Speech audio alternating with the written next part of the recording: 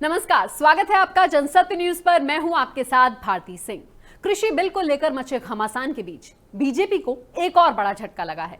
इस घमासान के बीच पहले जहां हरसिमरत कौर बादल ने केंद्रीय मंत्रिमंडल का साथ छोड़ दिया, तो वहीं शिरोमणि अकाली दल ने भी बीजेपी का दामन छोड़ दिया। वजह किसान बिल को ही बताया जा रहा है। ऐसे में पहले शिवसेना और अब अकाली दल आखिर क्यों एक एक करके बीजेपी के पुराने दोस्त उसको छोड़ते जा रहे हैं, देखिए इस रिपोर्ट में।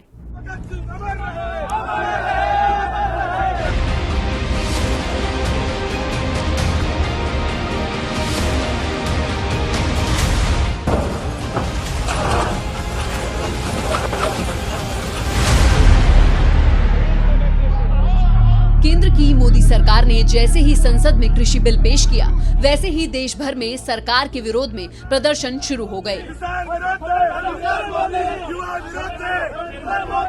सरकार यहां लगातार इस बिल को किसान हितैषी बता रही है, वहीं विपक्ष इस बिल के विरोध में लगातार सरकार को घेरने में लगा है। नतीजा ये हुआ कि पहले तो किसानों को लेकर लाए जा रहे बिल के विरोध में केंद्रीय मंत्री हरसिमरत कौर ने मंत्रिमंडल का साथ छोड़ा और फिर अकाली दल ने बीजेपी से 22 साल पुरानी दोस्ती छोड़ एनडीए से अलग होने का फैसला किया। ਜਿਹੜੇ ਆਪਣੇ ਪੰਜਾਬ ਵਿਰੋਧੀ ਹੈ, ਸਹੀ ਬਣੇ ਤੇ ਦੇਸ਼ ਦੇ ਕਿਸਾਨਾਂ ਦੇ ਵਿਰੋਧੀ ਹੈ, ਅਸੀਂ ਉਸ ਪਾਰਟੀ ਦੇ ਉਸ ਐਨਡੀਏ ਦਾ ਹਿੱਸਾ नहीं हो सकते।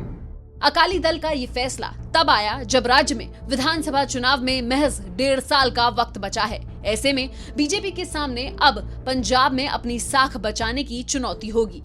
एनडीए से अकाली दल के अलग होने के साथ ही शिवसेना ने भी बीजेपी पर निशाना साधा।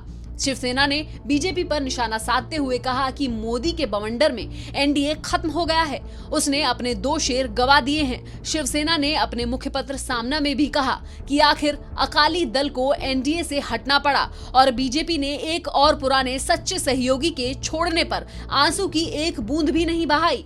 इससे पहले शिवसेना को एनडीए छोड़ना पड़ा, अब अकाली दल बाहर हो गया है। एनडीए के 2 मुख्य स्तंभों के बाहर हो जाने से क्या वास्तव में कोई एनडीए बचा है?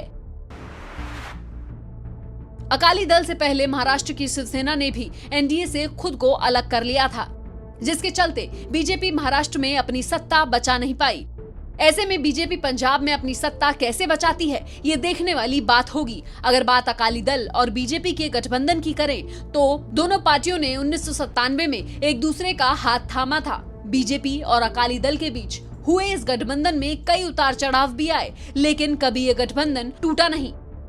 पंजाब में 1999 के लोकसभा और 2002 और 2017 के विधानसभा चुनावों में गठबंधन के खराब प्रदर्शन के बावजूद दोनों ने एक दूसरे का साथ नहीं छोड़ा, जिसके चलते केंद्र में जब जब बीजेपी सत्ता में आई, तब तब अकाली दल के नेताओं को केंद्रीय मंत्रिमंडल में जगह मिली। यही नहीं, 1997 में बीजेपी के साथ आने का राजनीतिक फायदा अकाली को मिला और प्रकाश सिंह बादल मुख्यमंत्री बने, जिसके साथ ही पंजाब में पहली बार किसी गैर कांग्रेसी दल की सरकार ने 5 साल का कार्यकाल पूरा किया था। ऐसा नहीं है कि पंजाब में बीजेपी और अकाली दल से कभी अलग होना नहीं चाहती थी। राज्य में मौजूदा बीजेपी के नेताओं ने कई बार अकाली दल से अलग होने की कोशिश की, लेकिन पार्टी के शीर्ष नेतृत्व की दखलंदाजी के चलते हर बार सुलह करवाकर समझौता करवा लिया जाता है। ऐसे में यहाँ पर सबसे बड़ा सवाल यही है कि आखिर इस बार ऐसा क्या हुआ कि अकाली दल को अपने सबसे पुराने और भरोसेमंद साथी का साथ छोड़ना पड़ा। जानकारों की माने तो अकाली दल पंजाब में हमेशा से किसानों का मुद्दा उठाता आया है, जिसके चलते अकाली का जनाधार किसानों और गांवों में ज्यादा मजबूत रहा है। पंजाब में 1.5 साल बाद विधानसभा चुनाव होने वाले हैं और वहां किसान बिल से बड़ा मुद्दा और कोई नहीं है। ऐसे में इसे सियासी मजबूरी कहिए या वक्त की जरूरत, मजबूरी में ही सही, अकाली दल को एनडीए का साथ छोड़ना पड़ा। हर बार तो समझौता करा के मामला सुलझा लिया जाता था, लेकिन इस बार ऐसा नहीं हुआ। बीजेपी ने भी अकाली दल को मनाने की किसी भी तरह की कोई कोशिश नहीं की और इसके पीछे सबसे बड़ा कारण बीजेपी की विस्तारवादी नीति को भी माना जा रहा है।